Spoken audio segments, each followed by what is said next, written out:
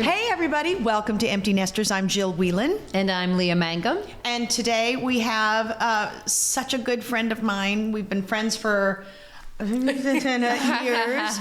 You probably know her from a very popular show called Gimme a Break. Her name is KARI Michaelsen, and she's one of my buds from childhood. KARI! Hello, my love, everybody. We love each other. We did so much. We do. How long have we known each other? Since we were teenagers, because your mother sold me my first home. That's right. Oh my goodness. When I got the series, your mom helped me get my first house. Oh, Carol, the realtor to the child stars. I know. Yes. So it literally has been decades. Decades and decades. Since we were little teenager people. Did you guys shoot on the same lot or near the same lot? No, we did not not. at all. No, not even close. Yeah.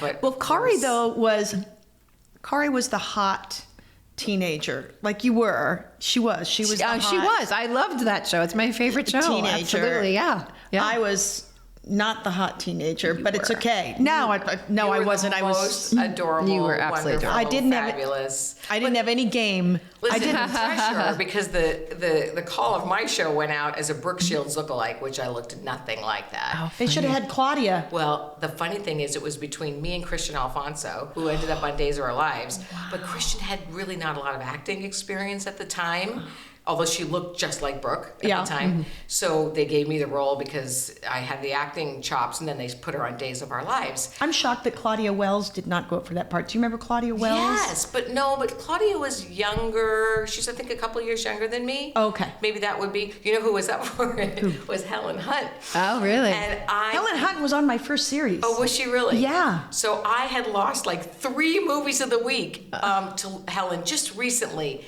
And when I saw her in the waiting room, I'm like, okay, not this time. I knew that I was better for this particular role than she was. So she did actually not, get the part. But she did come on and guest star as, one of my really close friends on the show. And then ended, of course, doing her amazing show. And everything else fabulous that she's ever done. And Whitney Houston. I watched that episode last night. It's funny because Whitney, they were getting ready to launch her album, and she didn't sing on the show, which is kind of surprising. But she came on, played my girlfriend. We opened a boutique together. Right. And she was so shy and so lovely and so sweet.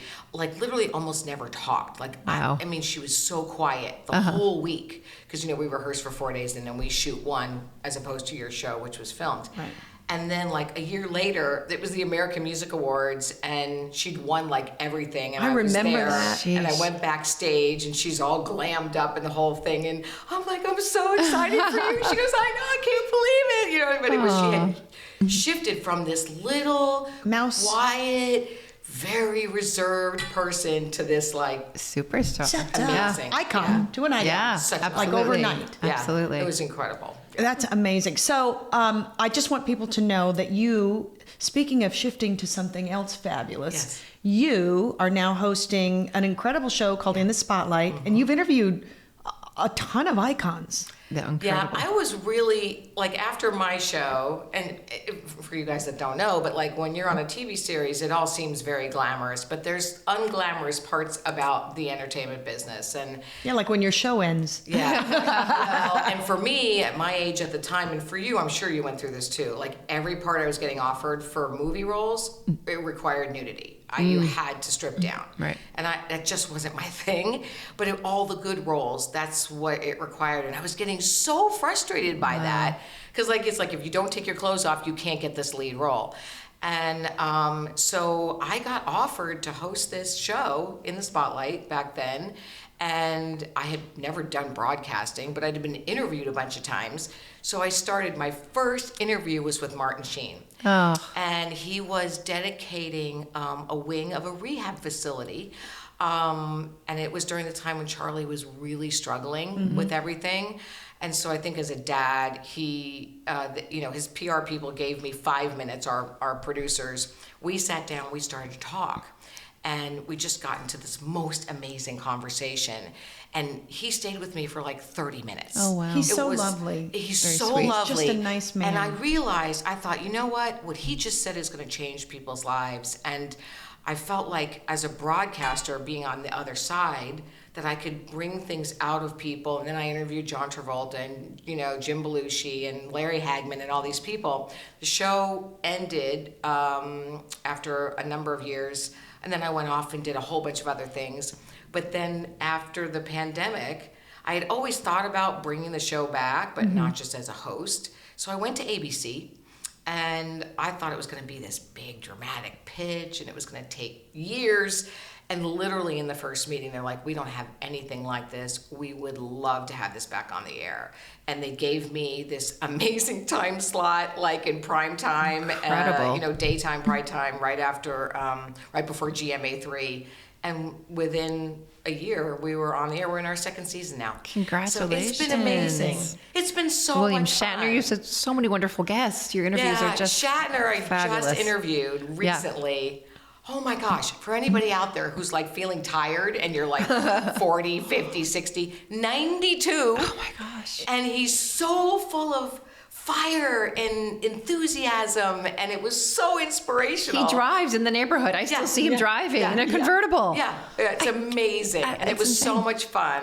And so, I have the privilege of interviewing a lot of, politicians, actors, athletes, Olympians, but we do other things on our show because we have a charity segment that we do, and we highlight different charitable organizations and nonprofits. And I love doing that. Right now, our host charity is called Unity, and they help displaced families. And Kenny Loggins and Brad Paisley are on the board, and they're so lovely. And so we've been promoting them, and we have a little segment where we honor business owners, where we highlight them so they can get some promotion. And then we do great travel segments. So, those are wonderful. And Love that. Those are really fun. Cruising. Yes. So we have to talk about that. Oh, we will. Because we're highlighting that, and just lovely places. Sedona, Arizona, Santa Barbara, like all the different lovely places. I love that. That's We have great. to highlight Scottsdale. I haven't been to Scottsdale. Oh, well, you're going to because I'm going there. Oh, what do you mean? Like moving there? Yes.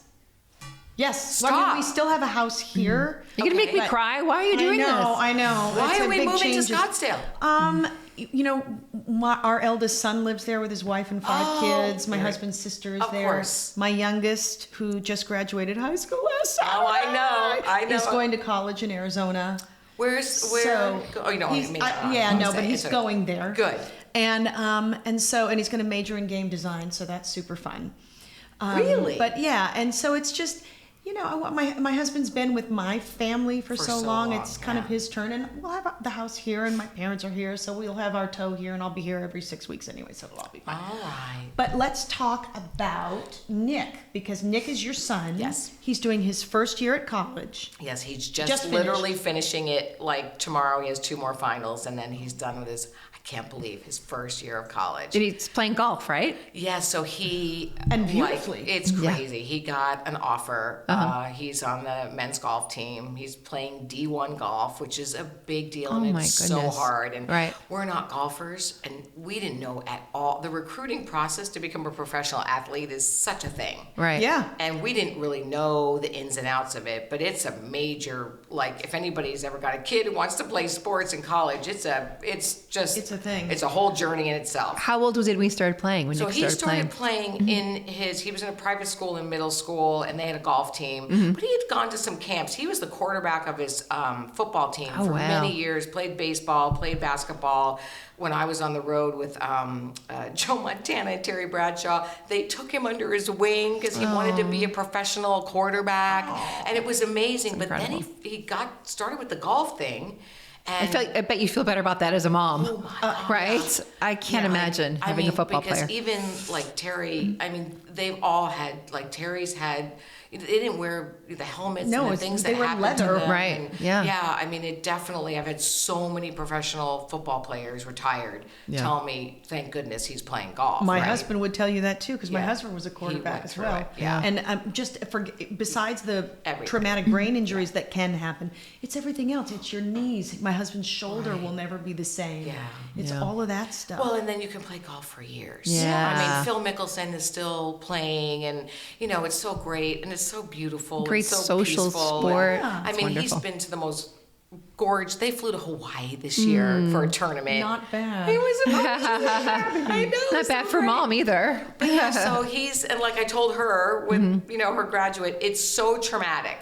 Like when he drove down the street to go to school, like I was a wreck. Yeah. Just weeping. We live on a court up on the top of this hill. And as he's driving down the street, I'm just like, I completely lost it. Yeah. It Yeah. was, Yeah. but he's only an hour away from me. That's so good. That's good. I That's know wonderful. that somebody did that for me. Yeah. Yeah. Yeah. I could not have survived a child going across the country. Like that would have. I can't imagine. Our son's going to staying in LA literally in the LA. So but he's still Perfect, living on right? campus. But And it's okay if they're on campus because like we can get to him in an hour, Right. And which is great. I have to find a place around campus to be like, I'm just driving by. I'm hanging out with Suzanne who lives. I got to find a friend that lives near campus. We'll Okay, find we'll one. figure this out. We Okay. shoot up in Santa Barbara all the time. Oh, that's on great. this beautiful yacht that's in the harbor. So we bring up like some of our celebrities. We can put them up in the Bacara or the Rosemont or whatever. Oh, that's and nice. so we shoot up there. So I have You have all a these great excuses excuse. to see him. Oh, just happened to be in the area. Right. Oh, you Lunch? want to go to the Have a pier and get little lunch? coffee. Oh, I love that. Well, so That's wonderful. now tell me, because you said that the visual of him driving off the first time, what It's were like those Toy first- Story 3. right? Yeah. Anyway, Those first. That's such a good. I novel. know. That first week, that first month Was What was horrible. that growing pain like? I was tracking him on the phone like every 5 minutes. You know Yeah. how you do Find My Phone? Mm-hmm. Like I literally was That's tracking all we him do. on my phone. Yeah. And I don't do that anymore, but like I did because it was just to not have him. Listen, quite frankly, from the minute we gave him a beautiful car for his 16th birthday. Mm-hmm. And the minute we gave him that car, we didn't see a lot of him. Right. So, but he came home every night. Sure. And he was in the bedroom every night. Right, you Yeah. know where he's Yeah. sleeping. Yelling, "Mom, can you get me this? Right. Mom, can you get me that?" But it's so different when they're not there every Yeah. night. And And when they're in, like you don't know when they come in. Like I know all my friends have kids at college. Even if he takes like trips with Right. school, once I see the dot stop moving, I'm like, oh, that must be where he's sleeping tonight. I can rest. Right, Like, and my right. husband sleeps through the whole thing because he knows I'm 'Cause somebody's I'm on on it. the watch. I'm on the You're watch. tracking. Yeah, exactly. And listen, we all know there's been horrible things that have happened on college campuses of late. I mean, many years ago, there was a horrible shooting in Isla Vista, as you know, which is where he is. And it's just scary to let them go, Yeah. you know, but you have to do it. And I was kind of helicoptering on my phone, but Right. I've gotten better at it. And he had the most amazing dorm room. He and one of his teammates from the golf team got this room on the 6th floor of one of the main dorms that literally looks out over the whole lagoon and the entire coastline. Oh, Wow. And it was like, it's like paradise. Right, right. And now they're moving. As a matter of fact, tomorrow I have to go and pack him up. And then you graduate into the golf house, which is kind of like a fraternity house. Thank goodness it's not my son. I'm like, no, you're not gonna live in the fraternity. It's not Animal House. He's in a fraternity, but he's got a golf house where it's like 4 guys on the team share the home together. It's a 2-bedroom, cool. 2-bathroom home, and it's right there by campus, and it's awesome, and they're gonna have a great time that's living wonderful. together. So How has your relationship with him changed since he went to school? So if you had asked me this right when he went to school, I would have been like, it's awful, because he never called, he never like talked to me every day, and I had to try to resist like calling him. How you doing? What's going And on? it was kind of like that as a senior as well, because I think, and I remember at that time in my life, you're trying to like assert your independence, Trying and to all break that. away. Yeah. But what's been interesting is that, I mean, he always knew he could talk to me about anything, and he just didn't. Because he's kind of he keeps kind of his feelings inside and just manages them. I think a lot of athletes probably do that. They're just like, you gotta just bear through it. Yeah. Interestingly enough, about 3 or 4 months ago, he had to make some major life decisions about a couple of different things that had to do with his golf and this fraternity that he's in, and where is he going to live and all of that, and who's he going to live with. And he started talking to me, and he started calling me. And our conversations would last like 30 minutes and then an hour. And then he would call me sometimes a couple of times a day. And it's been such an amazing experience to know that he trusts me enough to like call me and talk to me about these decisions. And what's been such a blessing, any of you parents can understand this, is because he's at a university. It's a phenomenal university, and you know you have to be really smart to get in there, but it's also known as a party school, which is a little scary. Right. And when you're an athlete, you have to manage that. And I just told him, I said, look, I don't expect you not to go out and have fun, but like, you know, he wants to go pro. Let's not forget why you're there. Yeah, Right. exactly. Well, also he's sponsored by TaylorMade. No, wow. Oh my gosh. Yeah. We literally just went down there a couple weeks ago. They gave him a whole new set of clubs. We got there, and you may not know who Tommy Fleetwood is, but he's a professional golfer on the tour.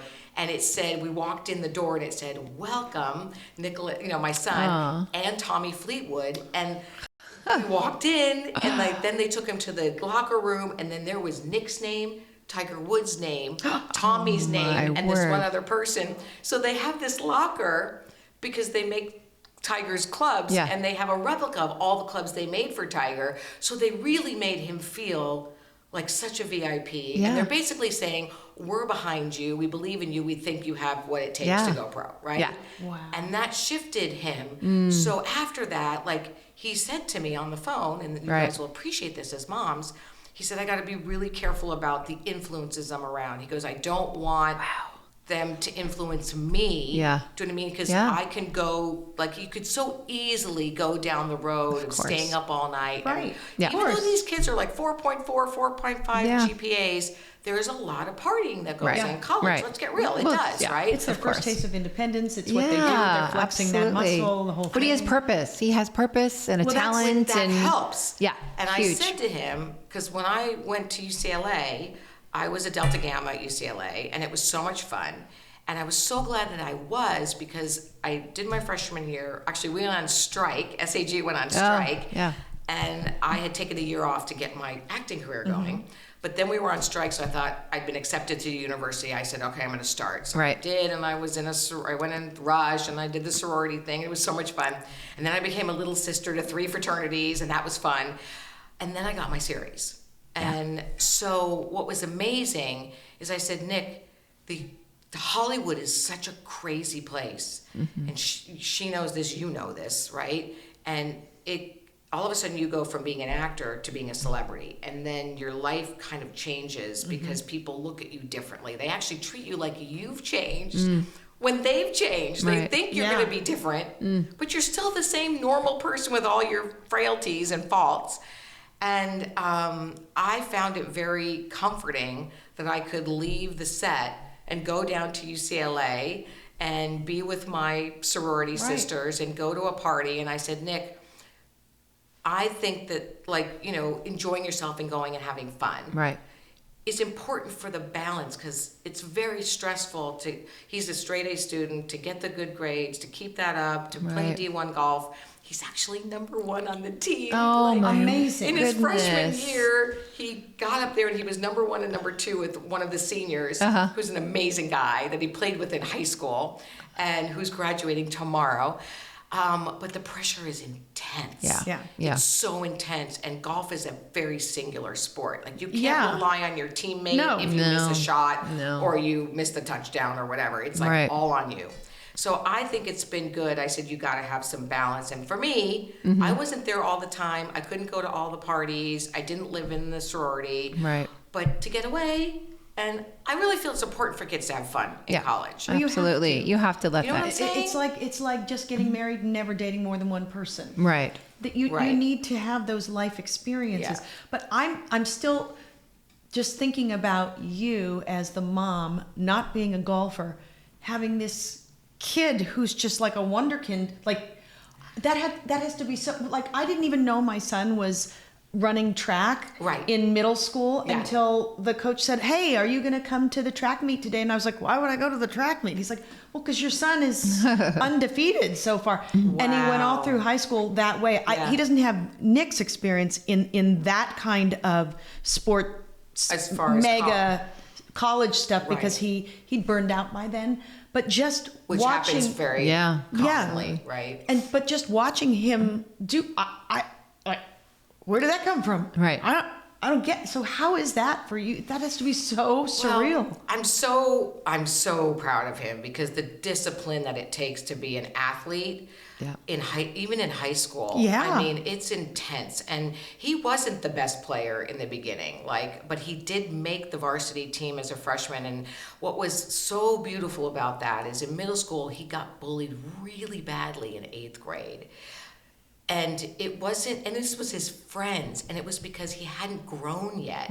So he hadn't had his growth spurt. So all of his friends were like 5'7", 5'8", and Nick was still up to here on me. Right. And that's one of the reasons why he stopped quarterbacking, because he couldn't see over the line, right? Right. So then he started doing the golf. During COVID, he started continuing to play golf, and he was not going to play like a linebacker or whatever, and be smashed by some other kid that was a senior and weighed 175 pounds, and so he really got it, although he was still playing football, but it just took over, and I watched him disintegrate into, and I think he would be, I hope you're okay, Nikki, that I'm telling this story, but he did write about it in his college essay, which was, I was so glad that he did. His friends from this lovely school were just being so nasty. Hey, Nick, you're not even as tall as the 5th graders, ha ha ha. It just got so awful that we literally pulled him out of school and put him online for a while because his friends, they wouldn't stop. They were so ruthless.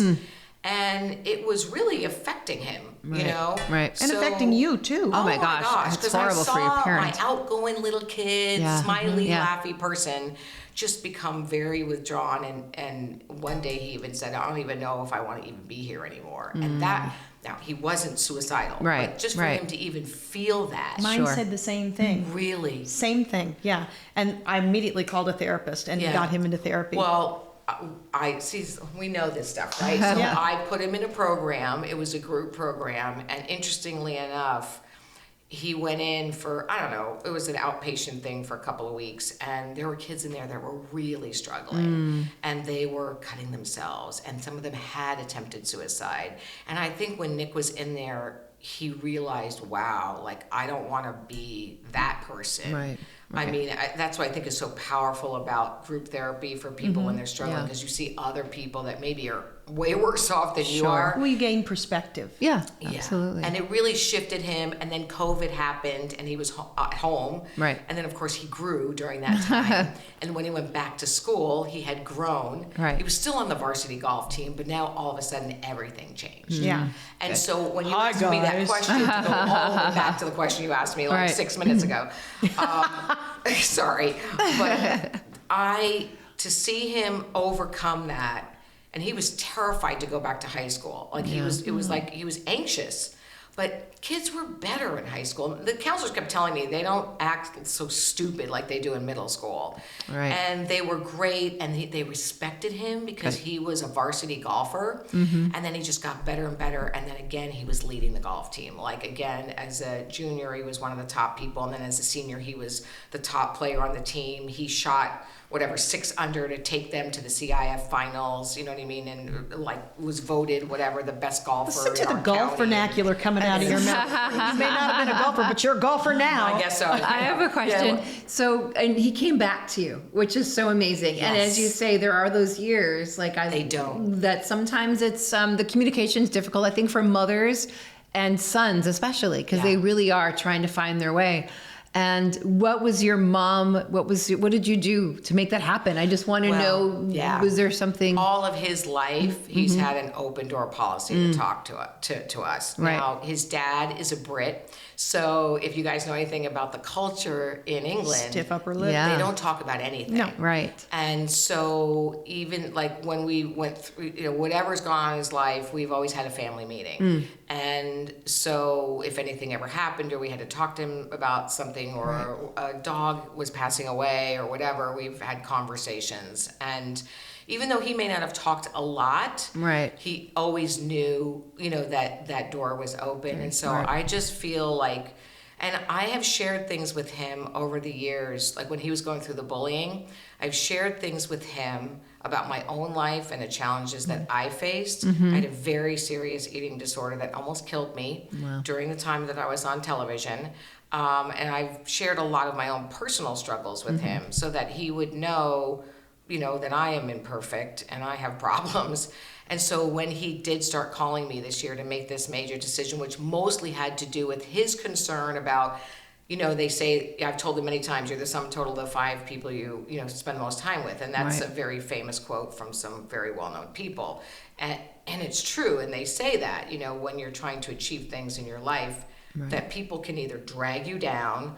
But I've also told him, you're also a leader, Nikki. So even if you're around people that are kind of going off track. Right. And I said to him, I said, you know, most people in college, they don't have a clue what they want to do with their lives. No. I happen to know. I knew I wanted to be an actor. Right. I said, but I know my friends, 95% of the kids there, they really don't know. That's right. And they're doing things to maybe please their parents or whatever. I said, so you have a goal, you have this thing, and they're looking to you, you know, you can be a leader and you can help affect them, you know, in a positive way rather than thinking they're going to drag you down. Right. You can set the example because he has to, if there's a party, he'll say, I'm going to be the sober guy. Yeah. Like if he has a golf tournament coming up, he cannot drink. Right. Right. Okay, he's under 21. I know he's not supposed to. They do it, right? It's college. Yeah. It's college. We all know it. So but he will say, I've got to, and he's had to tell the president of the fraternity, I can't go to this thing or that thing because I've got a major tournament coming up and whatever. And he just won yesterday, like a big amateur tournament, like in the amateur, like not like. So he's had to discipline himself, right? And even when he was in high school, when I know they're not supposed to drink, but they do, right? When he would have a golf tournament on Saturday, right? If he went to a party on Friday night, he had to leave by 10 o'clock, and he had to not drink. Yeah. And the reason he was able to do that is because he knew he had something to lose, which I think is most of the secret of keeping your kids on that. So let me ask you, because I know we're running out of time. Yeah. What is, I'm assuming probably one of your parenting moments that you hated was watching him go through bullying. Oh. But what is one of the parenting epic fail moments that you feel you've had? The epic fail on my part? Oh gosh. I have several, so. Oh my goodness. I'm trying to think. Well, of course there's been like, you know, I think, I left my kid in the bathroom at a restaurant, but I drove back. Here's a real epic fail moment. So you say when he was 18 months old, we went to Italy to depart on a cruise to go to Greece. And so we got on the ship, and they give you your wristbands and blah, blah, blah. And they gave one for Nicky, and he didn't want to put it on. He was being stroppy about it. And so his dad and I were like, all right, whatever. So then we got settled, and then we went to the dining room to decide when we were going to dine, early or late, blah, blah, blah. So we're sitting there, the two of us, Dave and I, trying to decide when we're going to dine, talking to the maitre d', and we turn around and he's gone. Oh, no. He's disappeared. Oh, panic. And we are in Italy. They're boarding the boat. It's a bunch of foreign people. We're turning around. We are running the halls of this ship because we didn't put the band on him that says his name. Right. He doesn't even know his last name. Right? I don't think he even knows how to pronounce his last name. We are literally running the halls, and then we finally realized we are in trouble. So we went to the desk. Our son is missing. Blah blah blah. And so an officer, and then they said go to the main desk. So I mean, you can imagine that 5 or 10 minutes we're running in a foreign country where he could be taken off to white slavery or whatever. Right? It was horrifying. And we as we're running to the main desk, something catches my eye down the thing, and there's some crew member kneeling down in front of him. Oh, I know. Right? I know. And they had found him, and it was the most horrible experience of our lives. Yeah. Just because we were not paying attention. Yeah. And that could have been a moment, It could have been a completely different moment. Yeah. Well, I was on the road with the gentleman who's, the one who hosts America's Most Wanted. Oh, please help me. his Yes. son Adam. Yeah. was- I know. I know who you're talking about. Yes. I can't think of his name either. Walsh. Yes, thank you. John John Walsh. Walsh.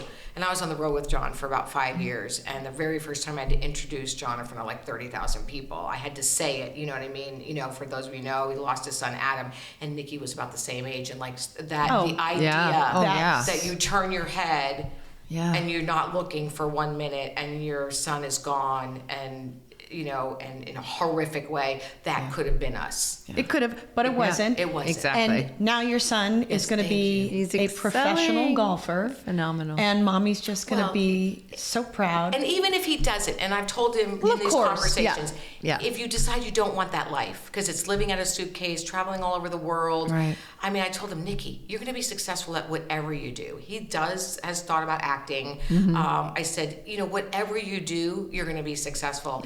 It doesn't matter to us whether he becomes a professional golfer. Right. No, as long as he's got integrity. I just want you to be happy. Yeah, And I think That's that's what we all the want. biggest blessing I got from my parents, was that when I got on my show, they didn't care at all that I was on a television series. And you know as well as I do, that is not the case for a lot of No. young actors. Their parents are more interested in them being famous than they are. Well, And they've forgotten that parenting is their first role. Right. But okay, I know we're running out of time. Right. Okay. But I just want to say we've been trying to make this happen for weeks and weeks and weeks, and I'm I so know, glad I know, we're I know. here. But you're very busy. Being very successful. Well, it's so cool because I actually am now a producer on the show on your network on ABC, Yes. right? And to be the producer and the host has been an amazing experience. I'm so proud. Wonderful. It's And really you like deserve a dream every, come true. You deserve every good Cross the thing. bridge that we're about to cross together. This That's right. Yeah, this That's empty right. nest No, but it's bridge. so, and you guys, you know, like it's just such a wonderful experience to be able to hopefully get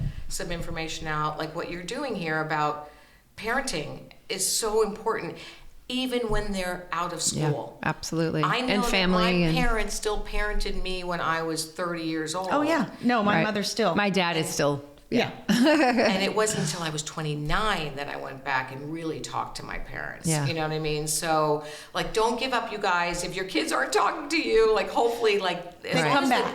if you keep the door open and they know it's safe no matter what they've done. Right. We've told Nikki, if you're ever anywhere and you've had too much to drink, we will come get you. And Right. we've done that Yeah. one Yeah. or two Yeah. times. No questions I said, asked. I don't care if it's 2 a.m, we will come and get you. Right. Do not get behind the wheel of your car. you If it's know? 3 a.m, you're on your own. You can call me at 3. Yeah, I'm fine. I'll be up. I know she'll be up. Trust me.